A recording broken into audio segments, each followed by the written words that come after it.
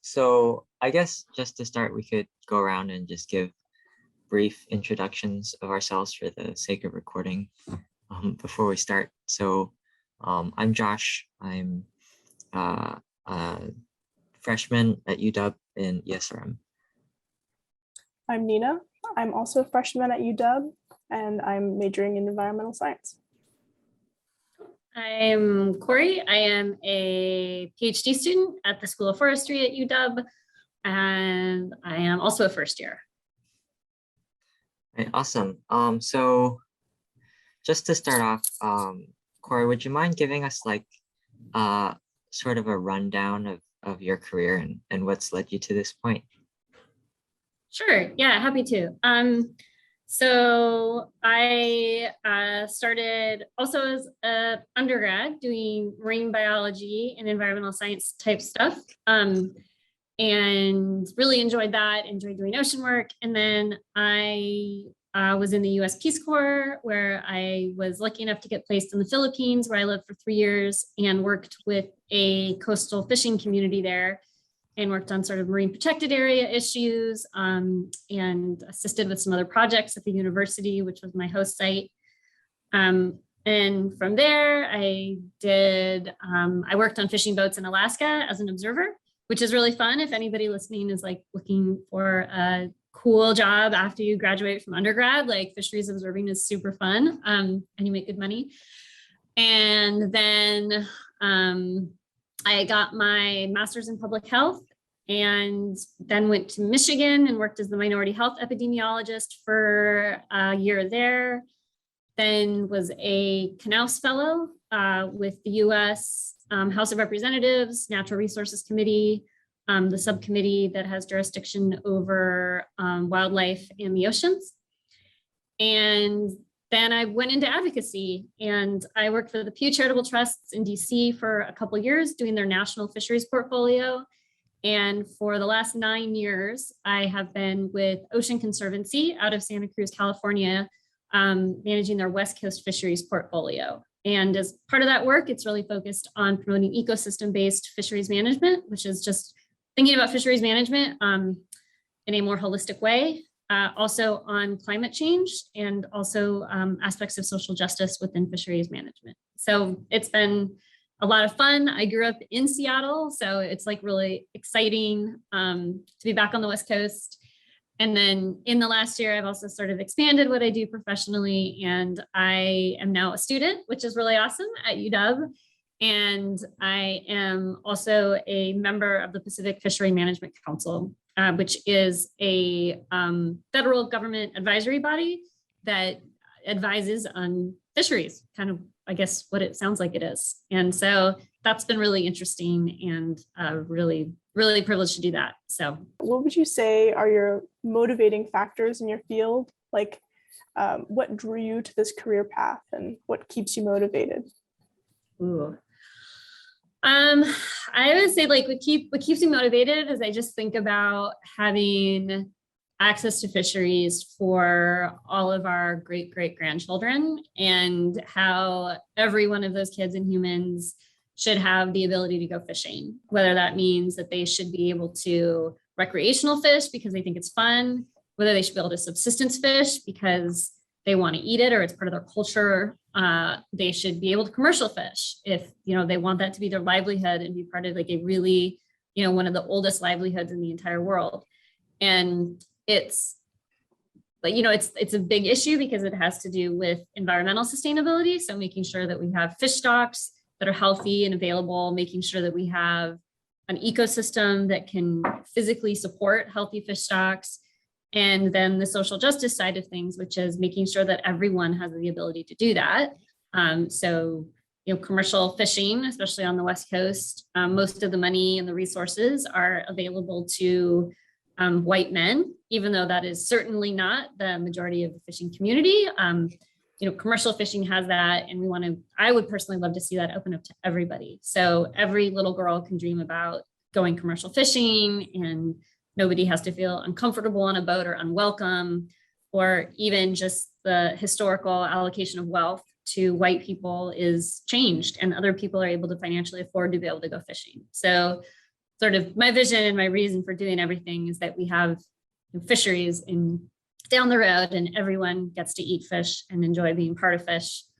What do you envision for the future of your fields? And then beyond that, where do you see the role of academics like yourself within justice and community management, like the work you did with Peace Corps and all the justice work that you've done? Yeah, I think those are actually tied together. I think sort of the future of the environmental, I'll talk about that section first, sort of like the future sort of the environmental movement broadly. Like it has and still has a lot of issues with the way that it treats its interactions with humans. And that is on so many levels, thinking about the historical injustices that the environmental movement has perpetrated, sort of the erasure of non-white people from the movement, even very modern. You can look at something like Green 2.0's reports on who's in leadership at environmental organizations, and it's incredibly male, incredibly white. And that goes across like the board, that goes into leadership, that's CEO positions. So the environmental movement needs to change. And I think it is changing, but I'm hoping that I can be part of that. And part of that isn't just sort of addressing sort of the systemic issues that we have as a culture, but also rethinking what it means to be an environmentalist and what that means long-term. And I think things like climate change is such an important issue, and it's sort of everywhere, and how we get our heads around that and what that looks like in terms of what does it mean to be an environmentalist, what does it mean to be an advocate? All those things are changing. So I hope that I can be part of that and help transform a legacy that is not always been a good or the right legacy. And there are certainly there's just so many barriers that still exist. So a lot of those problems still need to be solved. I think a lot of times the tendency when we read articles about this or think about that legacy, we really think, oh, that's John Muir, that was 120 years ago. And we don't think of the things that are happening now that the environmental movement is still perpetrating. So getting that cultural change is gonna, it's an evolution, and then like how we do it is really important. So that's part of the reason I came back to school, is that I wanted to learn how to do these things, and I wanted to learn how to be better at them and to see the world differently. And there's many ways one can get educated to do that, and school is just one of them. Or what you're talking about was really interesting, and because like in class we've been learning a lot about like the whitewashing of environmental leaders, and I thought, or one of the big takeaways was sort of that we don't need leaders who can listen, we need leaders who know. And so when you're like all of these like 80-year-old white men like Joe Biden who do all this outreach work, it's like really not the same as having someone young and someone who's connected to the issues of their generation and their future, and then even within like and then within like marginalized communities. And so like I was sort of interested on your perspective, because I know that, or like you've talked a lot about on the Pacific, I remember you talking about on the Pacific Fisheries Management Council, how they're all just like old white men, and then they're like, and you are or were you the first woman on this council, or among the first? I am the fourth woman in 47 years. Yeah, so fill a political seat. There are women who sit in the state seats, but this is, yeah, it's pretty bad. Wow. And so I was just sort of wondering what your perspective is on like, at what point do we need people to start stepping aside for new leadership? That is a really good question. That is one that I think about a lot, both in the context of telling people they should step aside, and also when is it my time to step aside, and how do you create a bridge to the people, the younger people, or even just people who aren't being represented or people who don't have a voice. And I think that there is some recognition, even among sort of a lot of the older, mostly male, mostly white council members, even there's recognition that this doesn't work. Like, we have to have younger people as part of this process. And, I'm 40 and I'm one of the youngest, maybe the youngest ever. I don't know, but that's right. Like 40 is a baby in this space. And that's a problem. Like, that is a real problem. And how do we fix that problem? And that tension between having expertise and knowledge and wisdom in a space, and then bringing people who are younger, who have a future in that space and care about, especially when we're thinking about the land and the water and resources and fish, people who have a vested interest in it, who are younger and care more about the future. So how do we do that? And it's a great question. I think specifically a lot about the council and how can I help get more young people involved in it. And it is, I think, a mixture of the environment itself has to be more welcoming.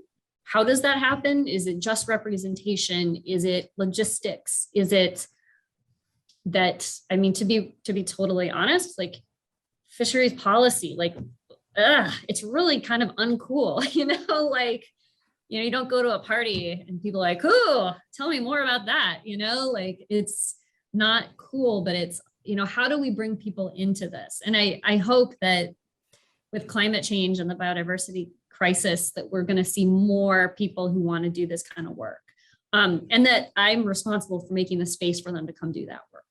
So it's a great question. And I hope that more people are grappling with it. And I certainly see it as something, how do you pass the microphone is kind of how I'm always thinking about it. Who can I give the microphone to? What does pollution mean to you? Like, how would you define a disturbance in the oceans? That's a really good question. It's also interesting you bring up sort of like Indigenous learning as part of what this class is thinking about and going through. I've been learning a lot about that too. And it's been just like really fascinating, and it's changing the way I view my work. In terms of pollution in the ocean, it's like you can go a whole bunch of different levels with that in terms of thinking like plastics pollution is really high profile. We see that in the media, we see that in the news. It's really important. And that can go from things like, ghost gears, so fishing nets that are left in the ocean, to microplastics that are coming from, degraded like plastic bags are actually from different products that are coming into the ocean. So that's really important. There's also sort of like shipping emissions type pollution. So the air pollution, and that goes into the ocean, and that's really important. And of course, if you can think about pollution as like ocean acidification, like that's pollution too. So all the ways that we're changing the ocean or making the ocean more toxic for the life that lives there, as well as sort of the humans that depend on it.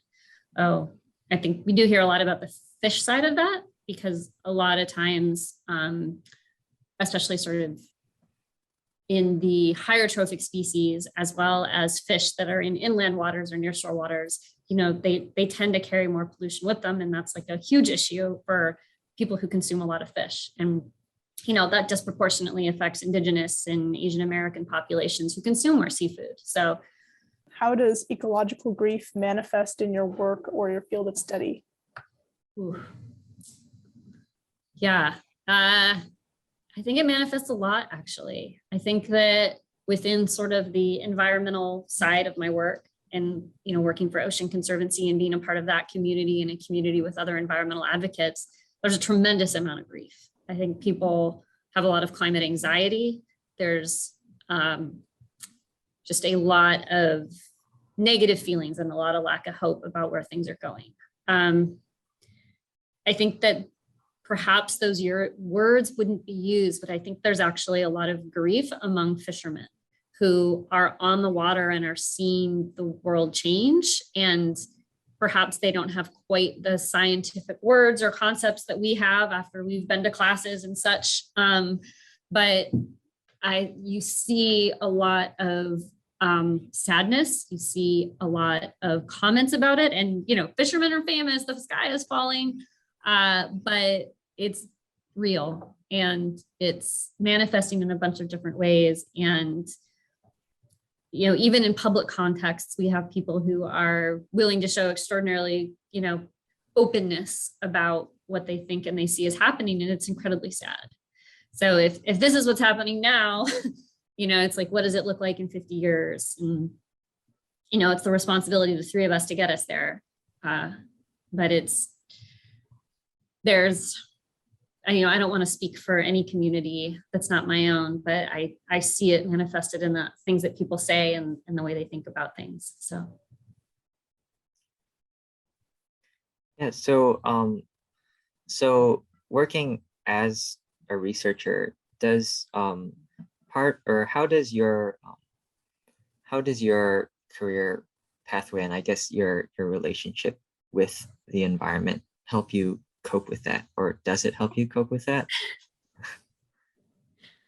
I think the environment for me personally the natural environment is always just a place of inspiration and respite. And I enjoy being out in nature personally. And I'm lucky enough to, Seattle, we have this beautiful campus here and there's lots of greenery and chirping birds and whatnot. And that's always really nice. And, I live part-time in Santa Cruz, California, and I get to go to the beach, which is absolutely the best. That's so nice. That's always really restoring, whether it's just kind of like hanging out and watching the seagulls or having a beer while you're sitting on the beach, that's really restorative too. Yeah, definitely. Does being, not to say like on the front lines, but like actually being knowledgeable about these topics and kind of getting your hands in the dirt figuratively and probably physically, do you think that helps you feel like you're actually like helping? Like, it's hard to feel like you're actually making a change when the problem is that monumentous, but does it help at all? That's a really good question. I go back and forth. Sometimes it just feels like this burden of responsibility because of that knowledge. If you are in a place of knowledge and you're in a place of experience, and for me recently being in a place of power as a council member, like the burden feels very heavy. And that's not to say like, oh, I'm so important and powerful, but just to say even a little bit feels heavy due to the state of the world, and how you deal with that can sometimes be really personal and not particularly pretty. It certainly is, I think, something that probably all of us go through in a different way, in terms of we look at what's happening in the world and there's a lot of pain there. And but there's and putting that in context is really difficult, right? And it really depends on your individual spirituality and religion and worldview and how you want to see things. But being kind of on the front line, you just kind of, or at least my view has just been, I hope that I'm doing as much of the right thing as I can. Know that there's going to be mistakes. And when we just look through the history of the environmental movement, a lot of mistakes. You look through the history of fisheries management and science, a lot of mistakes. So we're clearly making some mistakes now. And how knowing that I'm part of that and I'm now responsible for that is kind of heavy. But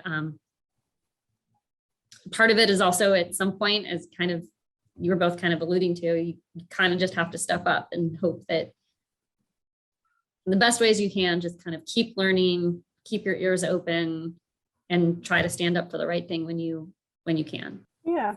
If you could give like a short message to all of humanity about your line of work or anything in particular, what would you say?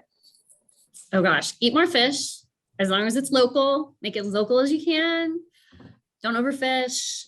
Love your fishermen, love your neighbors, go fishing once in a while. Awesome. That would probably be it. Thank you so much for talking to us. Yeah, I hope that was helpful. Thanks for thinking of me.